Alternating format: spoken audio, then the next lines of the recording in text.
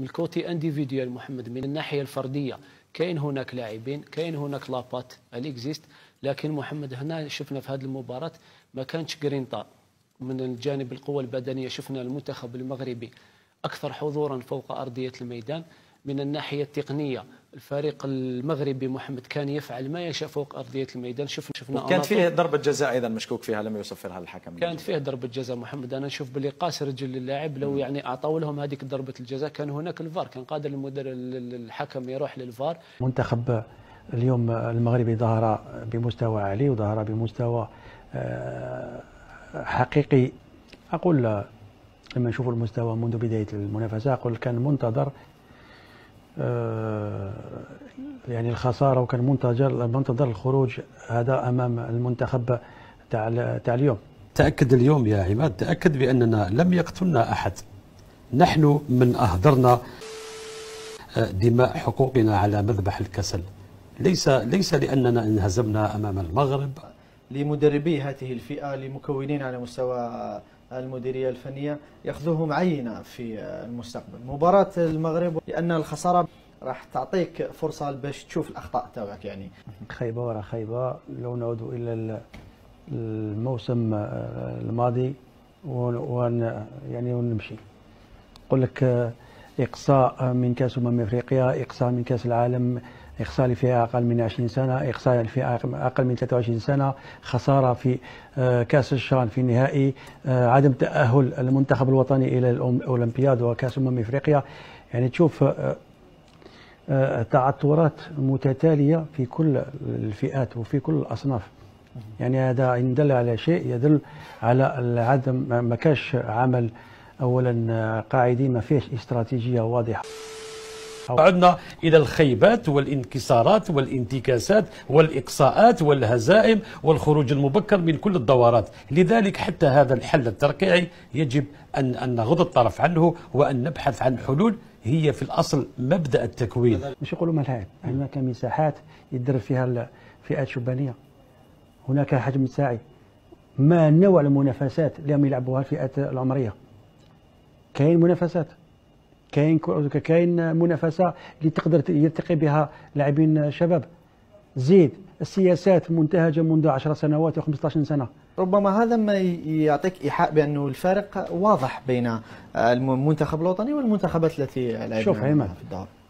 احنا ما حبيناش نتكلموا على المنتخب هذا، خاصه لما شفنا في المباراه الاولى استخلصنا اننا منتخب ما يقدرش يمشي بعيد.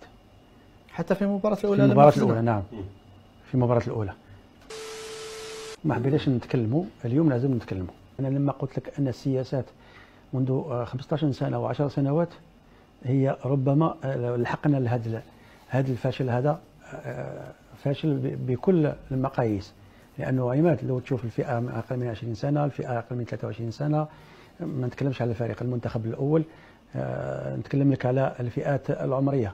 يعني تشوف خيبه وراء خيبه، تبدا تطرح عده تساؤلات. بعض الارقام حول مشاركه الجزائر في هذه الدوره، عندما تتلقى هذا الكم الهائل من الاهداف اكثر مما سجلته، هذا يعني بان هناك مشكل كبير في خط الدفاع.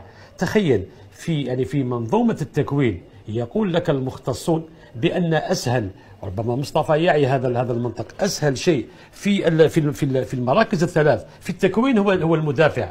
نستطيع ان نكون مدافع بصورة أبسط من البحث عن المهاجم. المهاجم هو النادر، المهاجم هو الذي يصعب عليك تكوينه، لكن المدافع أسهل في التكوين. نحن لم نستطع أن نوفق في تكوين الأسهل. كيف تريدون أن نوفق في تكوين الأصعب والمتوسط له وسط الميدان والمهاجمين؟ لكن نقول وجب دق ناقوس الخطر، ولو احنا دقيناه منذ عده سنوات الى الوراء. احنا عندنا الناقوس خسر عيا. لكن نقول لك انه دائما ونعود خيبه وراء خيبه.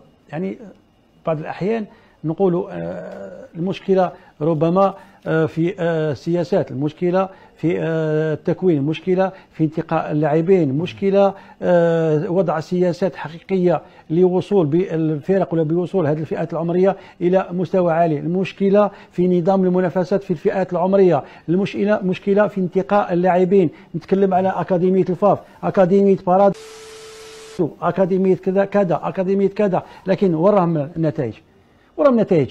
اليوم المسؤولين على مستوى النوادي تاعنا اليوم علاش تجري مور كأس رابطة أبطال وتحاول تلعب منافسة قارية ومنافسة إقليمية باش تحاول تمشي في هذه المنافسة هذه، يعني تبرر أولا الملايير اللي راهي تدي فيها في هذه المنافسات هذه، وعلى مستوى القاعدي ما تشوف والو، ما تشوفش انت نوادي اللي نسميوها نوادي كبيره تعطيك اللاعب واحد. انا دوكا نحشم لما نشوف انايا اللاعب جاي من بلدان، من نوادي اوروبيه واكاديميه الفاف واكاديميه بارادو، يعني وين راهي النوادي الاخرى؟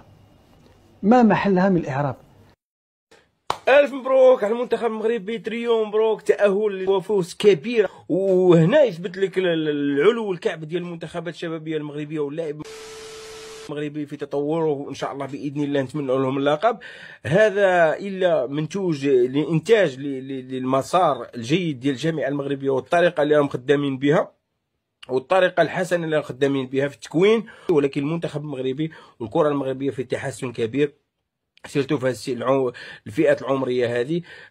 قبل يعني المنتخب الاوفا هذا كان فاز باللقب، ولكن اليوم مفروض عليه باش يكون فيرمي اللقب اللي داته الاوديسات واللي داه الاولمبي واللي داه المنتخب ديال السيدات والمنتخب ديال كره القدم ديال داخل الصاله، باش يزيدوا يكون فيرمي في التطور ديالهم، لانه اي بطوله خصو يدخلها المنتخبات المغربيه في هذه الفئه ولا المنتخبات اللي راه جايه ولا المنتخب الكبير، خاصك تلعب على اللقب، لانه كل شيء الامور متوفره. يعني اي حاجه دورت عليها في الكره المغربيه ولا في التكوين المغربي ولا في الرياضه في المغرب ما شاء الله، يعني سيرتو في المنتخبات كره مطوره بزاف وغادين بها لقدام. لا حديث في الإعلام الجزائري إلا عن الصدمة الجديدة التي تلقوها بعد فوز المنتخب المغربي لأقل من 20 سنة على سيراليون وتأهله لنصف نهائي كأس إفريقيا وضمان بطاقة العبور إلى كأس العالم. أداء الأشبال كان مقنعا ومبهرا، حيث سيطروا على مجريات المباراة وأظهروا نضجا تكتيكيا يليق بمنتخب كبير، وهو ما جعل الإعلام الجزائري يعيش حالة من الانهيار الواضح. بعض القنوات الجزائرية لم تخف استياؤها من هذا الإنجاز المغربي، بينما حاول آخرون التشكيك في التحكيم والتنقيص من قيمة المنافس، لكن الحقيقة كانت واضحة على أرض الملعب. هذا الجيل الجديد من اللاعبين المغاربة يواصل تأكيد هيمنة المغرب على الكرة الإفريقية في كل الفئات. ما رأيكم أنتم في رد فعل الإعلام الجزائري؟ ولا تنسوا الاشتراك في القناة ليصلكم كل جديد عن أسود الأطلس. نلقاكم في الفيديو القادم.